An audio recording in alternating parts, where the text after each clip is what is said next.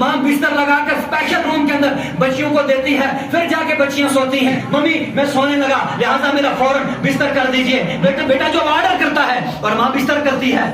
زور سے ماں نے کچھ بول دیا تو بیٹا جواب میں کرتا ہے اماں تیری ہمت کیا ہوئی تو مجھے بات کرتی ہے، اللہ اکبر کبیرہ۔ اسے بھی سخت سخت جملے ماں کے سامنے بولے جاتے ہیں، اسے بھی سخت سخت جملے باپ کے سامنے بولے جاتے ہیں۔ یہی آواز وہ آواز ہے جو گدھے کی آواز ہے، تو جہنم کی آگ سے روکو، اور پھر خود بھی نہیں، آگے فرمایا قُوا أَنفُسَكُمْ وَأَهْلِيكُمْ نَارًا، اپنے بچوں کو اپنی اولاد کو بھی جہنم کی آگ سے روکو۔ یہ بھی قرآن کا فرمان ہے، اور یہی چیزیں جو ہیں انسان کو جہنم کی طرف لے کے جاتی ہیں۔ کون باپ ہے جو اپنے بچے کے بارے میں اتنی فکر مند ہو؟ کون باپ ہے جو اپنی اولاد کے بارے میں اتنا فکر مند ہو؟ آؤ رات کا وقت ہے، تم اپنے بچوں کو دروازے سے باہر کیوں نہیں جانے دیتے ہو؟ بیٹے تجھے باہر کوئی چیز کاٹے گی۔ ہماری مشرق عشاء کی نماز میں غیر آباد ہے، ہماری مشرق فجر کی نماز میں غیر آباد ہے۔ پوچھو تو کیوں؟ کہتے درندوں سے ڈر لگتا ہے۔ خدا کے بندے اگر تو درندوں سے ڈرتا ہے، حیوانات سے ڈرتا ہے، تو اگر یہ پسند نہیں کرتا، تجھے پتا ہے اگر میرا بچہ اکیلا جنگل میں جائے گا اس کو چیتا کاٹ دے گا، تو ہزاروں کوشش کر کے اس بچے کو روکتا ہے، نہیں جانے دیتا۔ پھر تجھے یہ پتا نہیں ہے کہ تیرے نبی نے فرمایا، تیرے رب نے قرآن میں فرمایا کہ جہنم ایک ایسی وادی ہے جس کو جلانے کی جہنم کو جلانے کے لیے جو ہے پتھر اور انسانوں کو لکڑی کی جگہ یوز کیا جائے گا۔ تجھے اس بارے میں پتا نہیں ہے، تجھے پتا نہیں، تیرے نبی نے نہیں بتایا کہ جہنم قبر کے اندر کیڑے مکوڑوں کا گھر ہے، تیرے نبی نے نہیں بتایا قبر سانپوں کا گھر ہے، تیرے نبی نے نہیں بتایا قبر وحشت کا گھر ہے، تیرے نبی نے نہیں بتایا قبر اندھیری رات ہے، تیرے نبی نے نہیں بتایا قبر میں ساری زندگی کا حساب دینا ہے۔ تیرے رب نے یہ ساری باتیں قرآن میں نہیں بیان کی ہے۔ اگر تجھے یہ پتا ہے جہنم کی وادی جو یہ بہت خوفناک ہے، قبر کا منظر بہت خوفناک ہے، پھر تو اپنے بچے کو ان چیزوں سے کیوں نہیں روکتا ہے؟ اس لیے کہ آج ہمارے بچوں کے، ہماری اولاد کی تربیت جو ہے وہ ہم اپنی اولاد کی تربیت اس لیول پر نہیں کرتے ہیں۔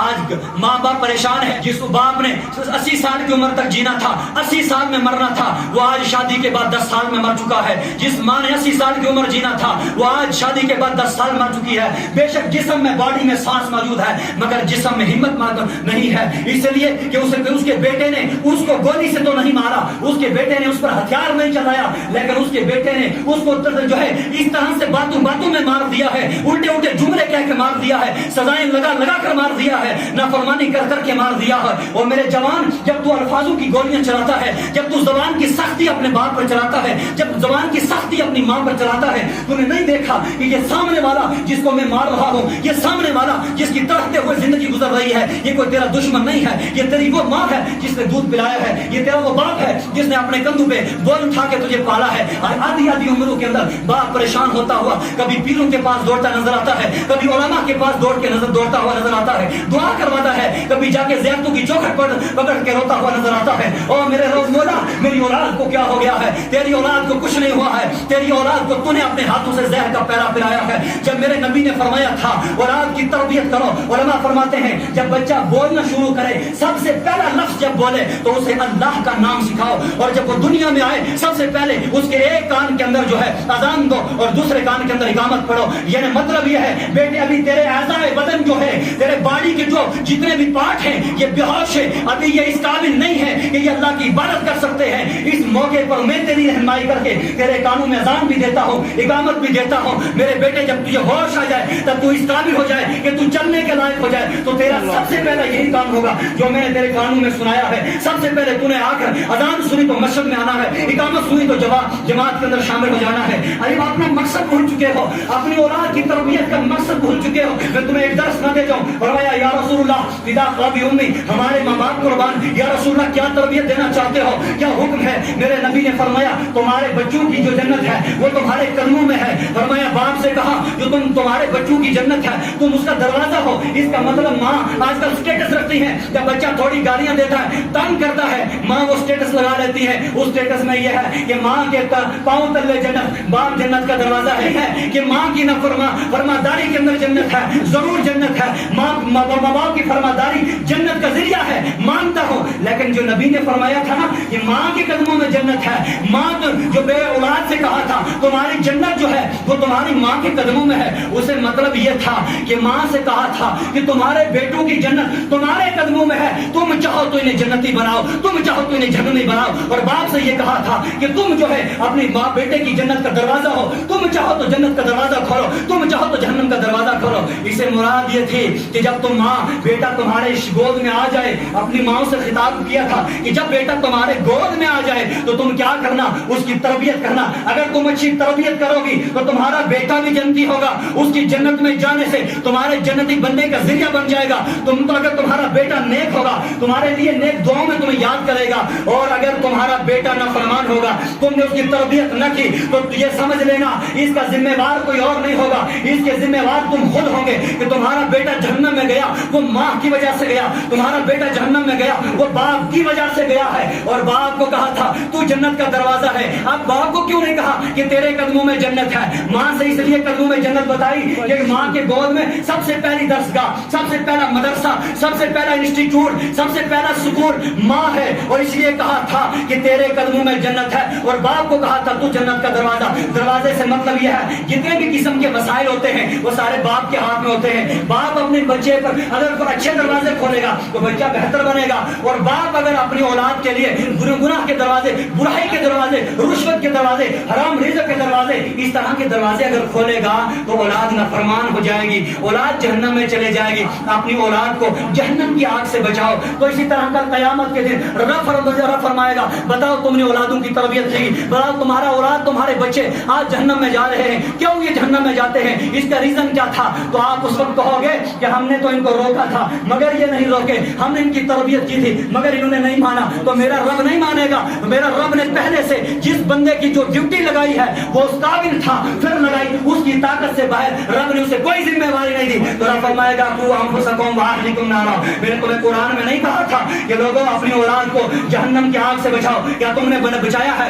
और अपनी औलादों की तरबियत करो, अपनी औलादों के अंदर हराम रिज़्क़ न डालो, अपनी औलादों के अंदर हलाल रिज़्क़ डालो। और जब तुम अपनी औलाद के अंदर हलाल रिज़्क़ डालोगे, मैं गारंटी से कहता हूँ वो तुम्हारी औलाद कभी ईमान का सौदा नहीं करेगी, वो तुम्हारी औलाद कभी कुरान का सौदा नहीं करेगी, वो तुम्हारी औलाद कभी शरीयत का सौदा नहीं करेगी, वो तुम्हारी औलाद कभी तुम्हारी नाफरमान नहीं होगी, वो तुम्हारी औलाद कभी तुम्हें इस तरह से, जिस तरह से अल्फाजों से तंग किया जा रहा है, कभी तंग नहीं करेगी। जब तुम औलाद की तरबियत करोगे, जब औलाद की तरबियत अच्छी ना होगी तो रिजल्ट यही आएगा। आज औलाद की तरबियत न करने की वजह से लोग ईमान का खात्मा कर चुके, लोग ईमान तक छोड़ कर निकल चुके, लोग आज ऐसे समाज के अंदर पड़ चुके, अपना लिबास, अपना चलना, अपना फिरना, सारी चीजें आउट करके बाहर हो गए। और इस कुतुबुद्दीन बख्तियार काकी रहमतुल्लाह ताला अलैहि बड़े मशहूर वली हैं, बड़े मशहूर बुजुर्ग हैं। ये इनकी देखो बच्चों की तरबियत कैसी होती है।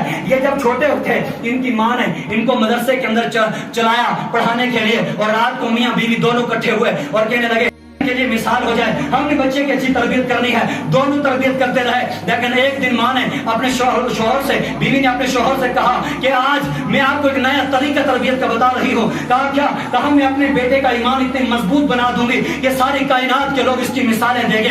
फरमाया क्या करना चाहती है? कहा देख लेना मैं क्या करूंगी। एक दिन बच्चा मदरसे से वापिस आया, घर आया तो माँ ने कहा कि बेटे की भूख लगी होगी। कहा हाँ अम्मा भूख लगी है। कहा फिर रोटी चाहते होगे तो, लेकिन रोटी आज नहीं मिलेगी। कहा फिर क्यों नहीं मिलेगी? कहा आपको पता है रोटी रोजी मैं नहीं देने वाली, रोजी देने वाला मैं आपका बाप नहीं है। फरमाया मेरी अम्मा फिर कौन रोजी देता है? छोटा सा बच्चा है। कहा रोजी देने वाला अल्लाह है, उसका नाम रज़्ज़ाक़ है, रिज़्क़ देने वाला है। कहा तो आपको कौन रोजी देता है? कहा वही अल्लाह देता है। कहा सारे लोगों को रोजी कौन देता है? कहा वही देता है। कहा जानवरों को कौन देता है? कहा वही देता है। बच्चे ने क्वेश्चन पर क्वेश्चन करता रहा, माँ जवाब देती रही। तो कहा मेरी अम्मा मैं कुर्बान जाऊँ आप पर, मुझे बताओ मुझे अपने रब से रोजी किस तरह लेनी है? माँ ने कहा बेटे अगर तुम माँ बाप रब से रोजी लेना चाहता है, अपने अल्लाह से रोजी लेना चाहता है, आओ मैं तुझे तरीका सिखाती हूँ। फरमाया क्या तरीका है? क्या मसल्ला डालो, नमाज के लिए मसल्ला डालो, उसके ऊपर खड़े हो जाओ और अल्लाह की इबादत करो, और जब इबादत करने के बाद सलाम फेर कर कहो ओ मेरे अल्लाह तू मुझे रोटी दे दे, ओ मेरे अल्लाह तू मेरी माँ को रोजी दे दे, ओ मेरे अल्लाह तू मेरे बाप को रोजी दे दे, ओ मेरे अल्लाह तू सारी कौम के लोगों को रोजी दे दे, और अल्लाह तुझे रोजी दे देगा। अल्लाह अकबर कबीरा। बच्चा कुतुबुद्दीन काकी, अब जो ये लफ्ज़ काकी کی ہے, یہ ہندی ورڈ ہے اور ہندی میں اس کو روٹی کہتے ہیں. فرمایا یہی بچہ سلام پھیرتا ہے, کہتا ہے اماں نماز فارغ ہو گئی لیکن مجھے روٹی تو نہیں ملی ہے, اب روٹی مجھے کیسے ملے گی؟ ماں نے کہا بیٹے جاؤ ذرا کمرے میں دیکھو, ہو سکتا ہے تیرے رب نے روٹی رکھ دی ہوگی. ادھر ماں نے روٹی پکا کے پہلے سے کمرے میں رکھی تھی. بیٹا گیا کمرے کے اندر, روٹی مل گئی. اب یہ روٹی کھائی تو فوراً آیا کہنے لگی او میری اماں میں قربان جاؤں, وہ رب کتنا اچھا ہے, وہ رب کتنا پیارا ہے, ساری کائنات کو پالتا ہے, وہ رب کتنا بہترین ہے اور کتنا بڑا ہوگا. اب بیٹا اللہ سے پیار کرنے لگا, اب بیٹا اللہ کی شان بیان کرنے لگا, اب بیٹا اللہ کی عظمت بیان کرنے لگا. اب بیٹا کہتا ہے اماں اب مجھے اللہ سے محبت ہو گئی ہے, اور میری اماں وہ رب کون ہے, مجھے اس سے پیار ہو گیا ہے, میں اس کے قریب جانا چاہتا ہوں, میں اس سے دیکھنا چاہتا ہوں, میں اس سے ملنا چاہتا ہوں, مجھے راستہ بتاؤ, اپنے رب سے ملنے کا راستہ کون ہے؟ ماں نے کہا بیٹا اگر رب سے ملنا چاہتا ہے یہ مصلح پکڑ لے, یہ اللہ کی عبادت کر لے, تو رب کے قریب ہو جائے گا. اللہ اکبر. کچھ دن چلتے رہے. ایک دن اچانک بیٹا مدرسے میں گیا تھا,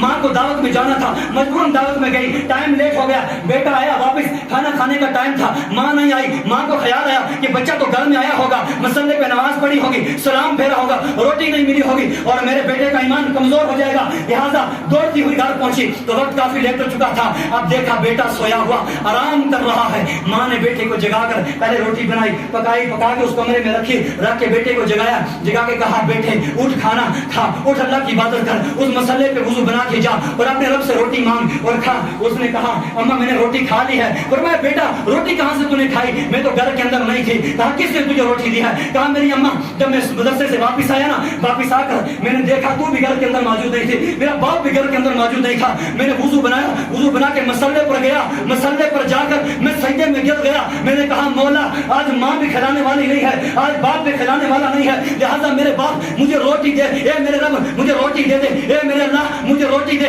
میں نے بار بار اللہ سے کہا روٹی دے دے. اور میری اماں جب میں فارغ ہوا نا, میں اسی کمرے میں گیا تو میں نے دیکھا وہاں ایک روٹی پڑی ہوئی تھی اور میں نے وہ لا کر کھائی. اور میری اماں میں قسم رب کی کھا کے کہتا ہوں مجھے اس روٹی جیسی کوئی روٹی نہیں ملی, مجھے اس جیسا ذائقہ کسی کھانے کے اندر نہیں آیا, مجھے اس جیسی لذت کسی اور جگہ نہیں آئی. اور میری اماں میں تو کھانا کھا چکا ہوں. اس کے بعد آپ کا نام کاکی پڑ گیا, کاکی کے نام مشہور ہو گئے. یہ ماں کی تربیت ہوا کرتی تھی, یہ ماں کے پالنے کا طریقہ ہوتا تھا, یہ ماں کا بچوں کو مسلح پر لانے کا طریقہ ہوتا تھا. بابا گنج شکر رحمۃ اللہ تعالی ان کی ماں کے بارے میں سنو, انہوں نے اپنے بچے کی تربیت جو کی تھی وہ بھی مسلح کے نیچے شوگر رکھا کرتی تھی. اور ایک دن غائب تھی اور موقع پر موجود نہیں تھی, بیٹے نے مسلح ڈال دیا. ماں اچانک نیچے شوگر نہیں رکھ سکی لیکن بیٹے نے سلام پھیرا, مسلح نیچے اٹھایا, پورے کے پوری سمندر شوگر کا نظر آیا. بیٹے نے کہا واقعی رب دینے والا ہے. میرے بزرگوں اور نوجوانوں اپنی اولاد کا مائنڈ سیٹ کرو, اس طرح سے سیٹ کرو, اللہ کی طرف لاؤ, قرآن کی طرف لاؤ, حدیث کی طرف لاؤ, ان کو دعوت دو.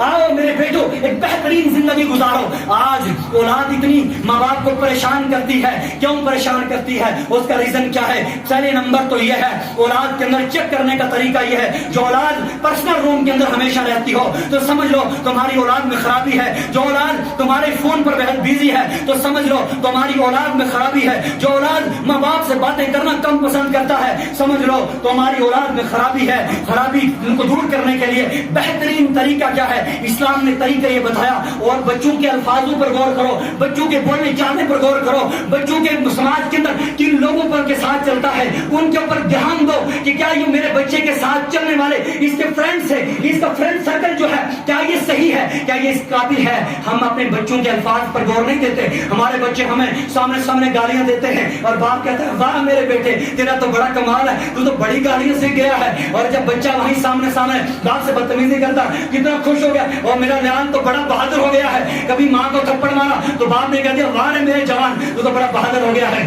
اللہ کے لیے اولاد کی غلط تربیت نہ کرو, اولاد کو غلط طریقہ نہ بتاؤ. اولاد تو تمہاری آنکھوں کی ٹھنڈک ہے, اولاد تمہاری آنکھوں کی ٹھنڈک ہے, اولاد تمہارا جنت میں جانے کا ذریعہ ہے, اولاد تمہاری زندگی کے لیے سب سے بہترین نمونہ ہے, اللہ کی نعمت ہے. اگر پڑھو گے تو حضرت ابراہیم علیہ السلام کو پڑھو, اگر پڑھو گے تو حضرت یونس علیہ السلام کو پڑھو, اگر پڑھو گے تو یعقوب علیہ السلام کو پڑھو. مصر میں یوسف گئے تھے, ان ان کی وجہ سے ان کی آنکھوں کا حال کیا ہوا تھا. اگر پڑھنا ہے تو رسول اللہ کو پڑھو. قاسم کے بارے میں ان کا کیا ہوا تھا. بڑے بڑے پیغمبر اعظم ہے. نوح علیہ السلام نے 950 سال عبادت کی ہے. ان سے بارے میں پوچھو. اولاد اللہ کی نعمت کتنی بڑی ہے. اللہ کی بہت بڑی نعمت ہے اولاد. لہذا اس اولاد اللہ کی نعمت تب بن سکتی ہے جب ہم اپنی اولاد کو نیک تربیت دیں گے, اور جب ہم اس اولاد کو نیک تربیت نہ دیں گے تو یہی اولاد ہمارے لیے زوال ہے. اور سورہ فرقان کی آیت نمبر 74 کے اندر یہ دعا لکھی ہے کہ ہر وقت اپنی اولاد کے لیے یہ دعا کرو کہ میرے اللہ میری اولاد کو, میری بیوی کو میری آنکھوں کی ٹھنڈک بناؤ. یہ آنکھوں کی ٹھنڈک کب بن سکتی ہے؟ جب تم نمازی بناؤ گے. جب آنکھوں کی ٹھنڈک کب بن سکتی ہے؟ جب انہیں اسلام سکھاؤ گے. آنکھوں کی ٹھنڈک کب بن سکتی ہے؟ جب ان کا بولنے کا انداز اچھا کرو گے. آنکھوں کی ٹھنڈک کب بن سکتی ہے؟ جب انہیں ادب سکھاؤ گے. آنکھوں کی ٹھنڈک کب بن سکتی ہے؟ جب انہیں احترام سکھاؤ گے. ہماری اولادوں کے اندر اگر احترام نہیں ہے, ادب نہیں ہے, تو یہ آنکھوں کی ٹھنڈک نہیں بلکہ یہ زوال بن جائے گا. تمہاری جینا حرام, تمہاری زندگی کے جو لمحات ہیں یہ گن گن کے گزارنے پڑیں گے. اس لیے ایسی اولاد نہ بناؤ جیسی اولاد آج کے اندر بنائی جاتی ہے. آج کے اولاد کا حال یہ ہے, کبھی ماں اگر بازار کے اندر بیچاری تھوڑی کمزور نظر آئی یا پرانے لباس کے اندر نظر آئی تو بیٹے نے جب سامنے والے دوست دیکھے اپنا راستہ چینج کر دیا کہ کوئی یہ نہ ہو کہ مجھ سے پوچھ رہی ہے تیری ماں ہے, اس کو کوئی پڑوسی بتائے گا. اگر باپ کے بارے میں پوچھ لیا تو باپ کو باپ نہیں بلکہ کہے گا جناب میرا انکل ہے, یا کوئی بیمار تو ہاسپٹل کے اندر لے کے جائے. ایسے لوگ بھی ہمارے پاس نظر آتے ہیں.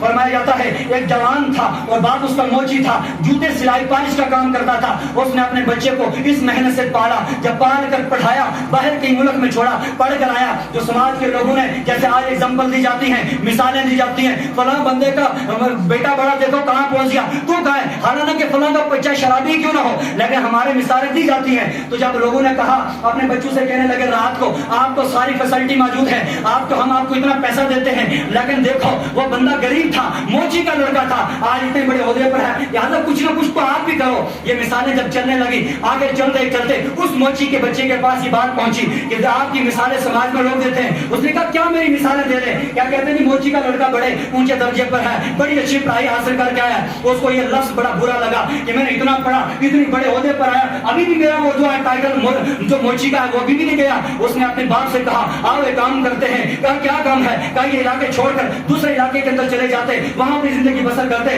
اگر یہ دونوں نکل گئے دوسرے علاقے کے اندر گئے, اس نے شادی کی, وہ جو بیوی لائے وہ بھی اچھی فارورڈ تھی, اچھی ایجوکیشن اس کے پاس تھی, پڑھی لکھی ان پڑھ تھی, متجاہل جس کو کہتے ہیں. اب دونوں نے اچھی شادی ہوئی, سیٹ ہو گئے. تیسرا ان کا باپ تھا. ایک دن اس کے جو کلاس میٹ دوست تھے وہ اس کو ملنے کے لیے گئے کہ ہم ذرا اپنے دوست سے ملتے ہیں, کس حال کے اندر ہے. جب ملنے کے لیے اچانک پہنچ گئے تو سامنے اب بندہ بیٹھا ہے, بہت بڑے عہدے دار ہے, اپنے آپ کو بڑی اونچے منصبے پر فائز سمجھتا ہے. اس کی بیوی پڑھی لکھی فارورڈ ہے, کھانا بنانا وہ بھی پسند نہیں کرتی ہے. اب دوست آ بیٹھے, اب کس کو کہے کہ آپ کھانا بناؤ, اور اگر مجبوراً انہوں نے اپنے باپ کی طرف اشارہ کیا کہ آپ کھانا بنا کر لاؤ. باپ نے کھانا لایا. اس کے دوستوں نے پوچھا جناب یہ بندہ کون ہے جس کے ٹوٹے پھوٹے لباس ہے, یہ کون ہے؟ اس بیٹے نے کہا کہ میرے بھائیوں, میرے دوستوں, یہ جو بندہ ہے یہ میرا نوکر ہے. اب دیکھو باپ کا دل اور بیٹے کا دل دیکھو. جب بیٹے نے یہ الفاظ کیا نا تو باپ نے جواب میں یہ نہیں کہا کہ میں اس کا نوکر نہیں ہوں, بیٹے کی عزت کو رکھنے کے لیے بالکل خاموش ہو گیا, آنکھوں سے آنسو جاری ہو گئے.